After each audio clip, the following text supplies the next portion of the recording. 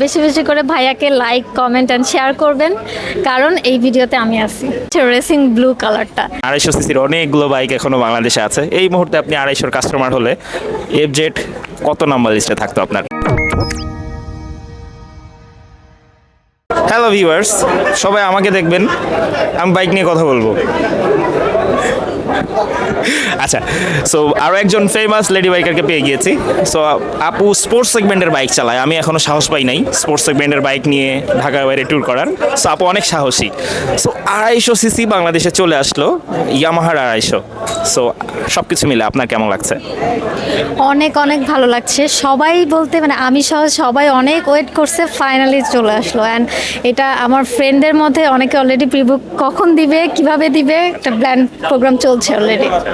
So সবাইকেই জিজ্ঞেস করছি, আপনাকেও সেম প্রশ্নই জিজ্ঞেস করি। ধরেন 250 সিসির অনেকগুলো বাইক এখনো বাংলাদেশে আছে। এই মুহূর্তে আপনি 250 কাস্টমার হলে এফজেড কত নাম্বার লিস্টে থাকতো আপনার? অবশ্যই নাম্বার 1 লিস্টে, কারণ অলরেডি যেহেতু সবগুলো চলে আসছে, নিলে তো ওইগুলো এতদিন নেওয়া হয়ে যেত। যেহেতু এফজেডএস এর জন্য মানে এফজেড 250-র জন্য ওয়েট করেছি এতদিন, সো এটাই নাম্বার 1 থাকবে। সো আপনি কি মানে এফজেড নিয়ে পাহাড়ে যেতে আগ্রহী, মানে খুব উদ্গ্রীব হয়ে আছেন? নিজে না কিনেন, ফ্রেন্ডেরটা নিয়ে? অবশ্যই, এবং সেটা হচ্ছে রেসিং ব্লু কালারটা, মানে সবাই মিলে একদম ওইটার জন্য পুরো পাগল হয়ে আছে এখন।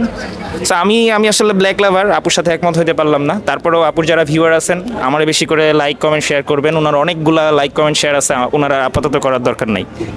ওটা বলে দেন যে আমার যাতে লাইক কমেন্ট শেয়ার করে। ঠিক আছে, বেশি বেশি করে ভাইয়াকে লাইক কমেন্ট অ্যান্ড শেয়ার করবেন, কারণ এই ভিডিওতে আমি আছি। হ্যাঁ, লাস্টের কথাটা কিন্তু আসলেই সত্যি। আপনারা জানি যারা ভিডিও দেখছেন আমার দিকে তাকান নাই, সো লাস্টে আমার দিকে তাকাবেন এবং লাইক কমেন্ট শেয়ার করবেন। থ্যাংক ইউ আপু আমাকে সময় দেওয়ার জন্য।